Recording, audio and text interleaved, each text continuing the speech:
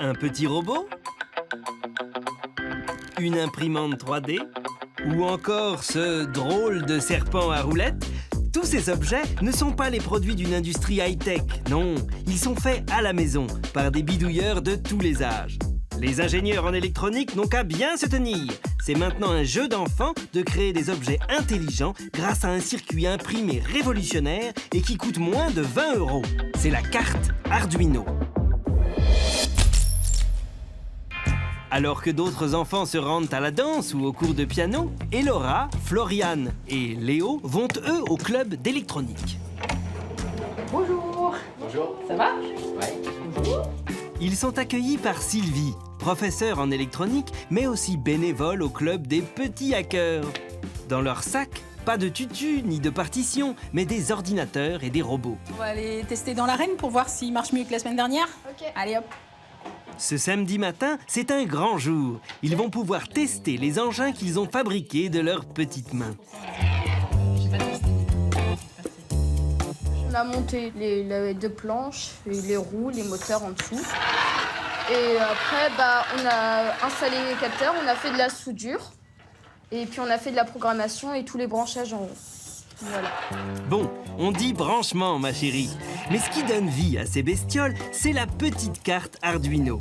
Et si le robot d'Elora semble en pleine forme, celui de Floriane ne sait plus où donner de la tête.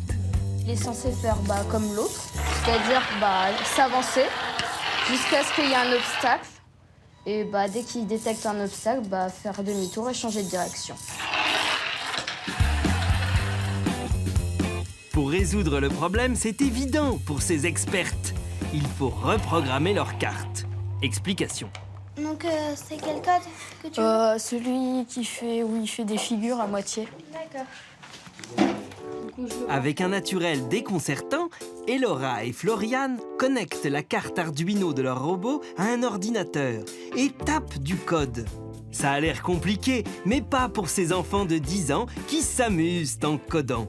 On sait coder les choses les plus basiques déjà. C'est de la bidouille informatique. On branche des câbles, on tape du code et ça fait plaisir aussi quand ça marche à la fin. Ces lignes de code, c'est en fait un petit programme informatique qui va expliquer à la carte comment faire avancer le robot. Alors comment ça marche? La carte Arduino possède un petit cerveau appelé microcontrôleur.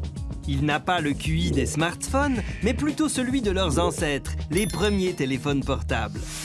À ce cerveau, on peut connecter des organes, comme une ampoule par exemple. Mais le cerveau est pour l'instant vide. Il n'a aucune idée de comment éclairer son ampoule. Il faut donc le brancher à un ordinateur pour lui transmettre des ordres, lui donner de l'intelligence en quelque sorte. Pour cela, on doit coder, c'est-à-dire écrire des instructions dans un langage que le microcontrôleur comprend. Voici par exemple comment lui dire de faire clignoter la lampe. Il ne reste plus qu'à transférer le programme dans la carte. Le cerveau est alors autonome et dirige sa lampe avec de petits signaux électriques. Mais il pourrait diriger également des moteurs et des capteurs afin de donner vie à des robots. Souvenez-vous, il y a encore quelques années, l'électronique n'était qu'une affaire d'experts. Avant, les microcontrôleurs, donc ces petits cerveaux qui rendent les objets intelligents, ça existait, mais sauf que le langage de programmation, c'était insupportable, c'est obscur au plus haut point. Donc là, la force d'Arduino, c'est vraiment d'avoir la carte, donc avec ce petit cerveau, et le logiciel qui va avec surtout une multitude de petits exemples qui vont permettre de prendre les commandes en fait, de la carte petit à petit. Grâce à tout plein d'expériences ludiques, Sylvie transmet sa passion aux enfants. Voilà, ils sont capables de faire des choses qui n'ont pas à rougir d'objets commerciaux des fois. Donc c'est vraiment sympa. Je pense que ça leur forge aussi leur esprit critique, leur esprit d'analyse. Et puis ça les fait grandir, quoi. Et si les secrets de l'électronique étaient donnés à tous les enfants? La petite carte commence à se faire une place même au sein de l'éducation nationale. On s'est vu il y a 2 semaines et vous avez commencé à programmer un clignotement avec Arduino.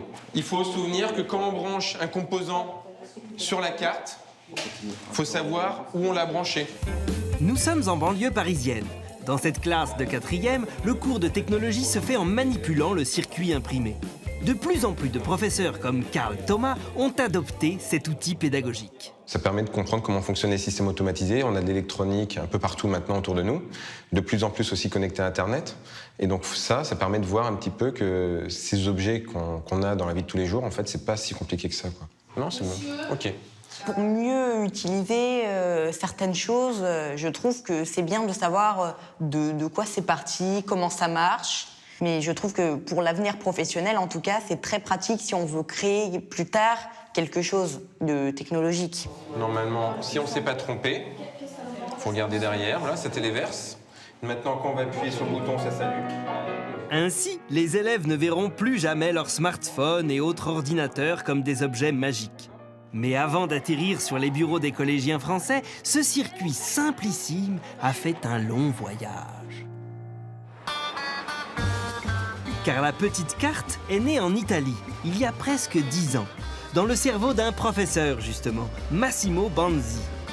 Ce professeur de design voulait simplement que ses étudiants conçoivent des objets un peu plus interactifs.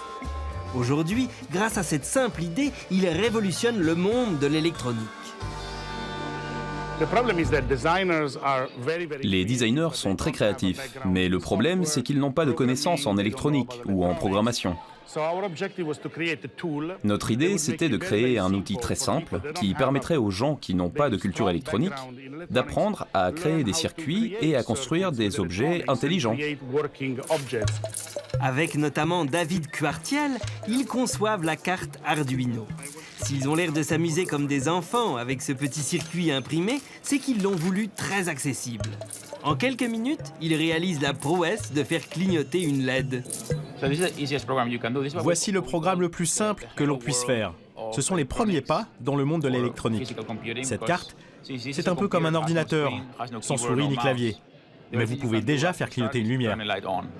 Grâce à cette carte, l'électronique n'est plus une science obscure. Plus besoin d'être un geek pour créer des objets numériques. Si nous sommes capables d'utiliser la technologie, nous pouvons imaginer le futur. Nous pouvons participer à sa construction. Si vous entrez dans un magasin et que vous achetez un smartphone, vous ne participez pas à l'avenir. Vous achetez juste l'idée de quelqu'un d'autre. Autour de cette carte s'est formée une vraie communauté. Nous sommes à Rome, à la Maker Faire, le rendez-vous de tous les adeptes du système D. Bonjour et bienvenue à la Maker Faire 2014. David Quartiel sillonne nonchalamment les allées. Autour de lui, la plupart des inventions ont été créées grâce à Arduino et un peu de génie. Ah, salut, comment ça va? Alors, explique-moi comment ça marche. En fait, ça fonctionne grâce au pouvoir de mon esprit. Si je pense que la main doit se fermer, elle se ferme. C'est très simple. Je vais te montrer. Le casque transmet les signaux par Bluetooth à un ordinateur relié, évidemment, à une carte Arduino. Voici un objet plus classique, un téléphone, ou plutôt un Arduiphone. David s'amuse de toutes ces inventions.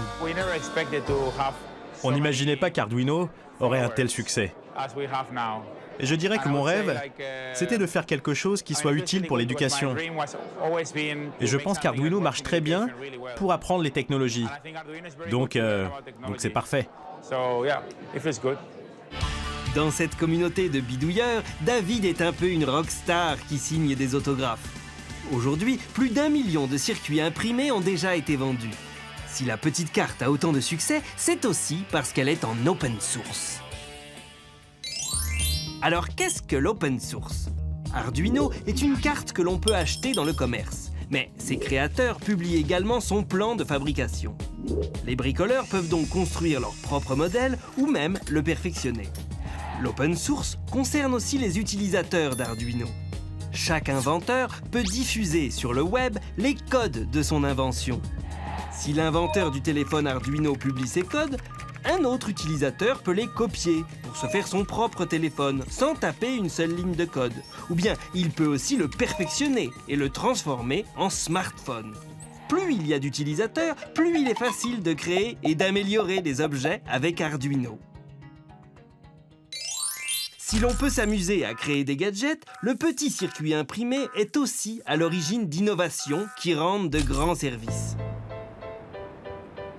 Bien loin du soleil de l'Italie, c'est à Brest, en Bretagne, que nous avons rencontré l'un des nombreux utilisateurs d'Arduino, Bernd Weber, un Allemand qui habite en France depuis 20 ans. Il installe sur ce voilier un système qu'il a conçu avec la petite carte. Son mécanisme permet aux personnes à mobilité réduite de prendre les commandes d'un bateau. Atteint d'une sclérose en plaques qui l'oblige à se déplacer en fauteuil, Gilles le Sage va le tester pour la première fois. Du coup, on va se préparer à partir. T'as jamais utilisé? Celui-là, non. Celui-là, d'accord. Bernd, t'as bien pensé les choses, c'est hyper simple à utiliser. Donc, si tu veux que ton bateau, lorsqu'il avance, aille sur la droite, t'as juste à actionner le joystick vers la droite. C'est bien fait, Bernd. La barre est donc pilotée avec un joystick. Le concept est à la fois simple et fantastique. Grâce à lui, Gilles est le maître à bord. Et qu'importe la pluie, il a le bateau en main. Là, c'est génial. C'est tout simplement génial. Parce que voilà, c'est moi qui suis aux commandes du bateau, là. On a sorti les voiles, on a de l'air, un peu d'eau, comme si on était en Bretagne. Bien protégé des vagues et du crachin breton dans cette caisse noire, c'est bien une carte Arduino qui gère la commande du bateau. Bernd développe ce système depuis 4 ans. Son idée, le produire en kit pour l'adapter sur plusieurs types de bateaux. Les gens sont capables de gérer les voiles, 2 voiles séparées au joystick et la barre. Ils deviennent complètement autonomes. On vire? Vas-y, franchement, ouais. Ouais, j'envoie. Vas-y. Ah, j'adore ça, moi, quand il y a la gîte comme ça. Bernd a développé son système ici, au Fab Lab de Brest, un lieu où chacun conçoit et fabrique ses propres objets. Tiens, on retrouve Sylvie. Bonjour tout le monde. Dans la boîte noire, comme promis, le célèbre circuit imprimé. Grâce à cette carte d'une grande simplicité, Bernd, qui est tout de même ingénieur, a pu mettre au point un système très complexe de commandes de voilier pour un coût très faible. Alors ça, c'est le vérin avec son moteur et un capteur d'angle de barre qui est monté dessus, qui permet à l'Arduino de savoir où elle est la barre. Et on branche ça sur la valise pour permettre à l'Arduino de prendre le contrôle de la barre. Et puis, on a le joystick que je mets avec son connecteur étanche que je branche à la valise. Du bout des doigts, sans trembler, il faut ensuite relier le moteur et le joystick directement à la carte électronique et connecter aussi une batterie. Ce qui reste à faire, c'est expliquer à la carte comment réagir aux entrées et faire bouger le moteur. Quand on bouge le joystick, la barre doit suivre. Et c'est ça ce qu'on va expliquer à la carte en la programmant. Pour cet ingénieur, coder est un jeu d'enfant. Et voilà, le système de Bernd fonctionne parfaitement. Et le tout pour moins de 20 € d'électronique. Dans ce Fab Lab, la petite carte clignote de partout. Elle contrôle l'arrosage des plantes et gère cet affichage à LED, par exemple. Pour Pierre, l'un des cofondateurs du Fab Lab, la petite carte a changé la vie de tous les bidouilleurs. Arduino, ça révolutionne l'électronique, ça la met accessible à tous, ça réduit les coûts et ça fait gagner énormément de temps pour la prise en main et pour le développement des prototypes et des projets. Le petit circuit imprimé a permis de concevoir ce sac à dos qui réalise des scènes photographiques à 360 degrés. Une invention mise au point 1 an avant qu'un géant du web et son armée d'ingénieurs ne sortent son propre modèle. Comme quoi, avec Arduino, la high-tech n'est plus une affaire de spécialistes. Et sur arte.tv/futurmag, retrouvez Massimo Banzi dans le rôle du professeur pour faire vos premiers pas avec la programmation sur Arduino.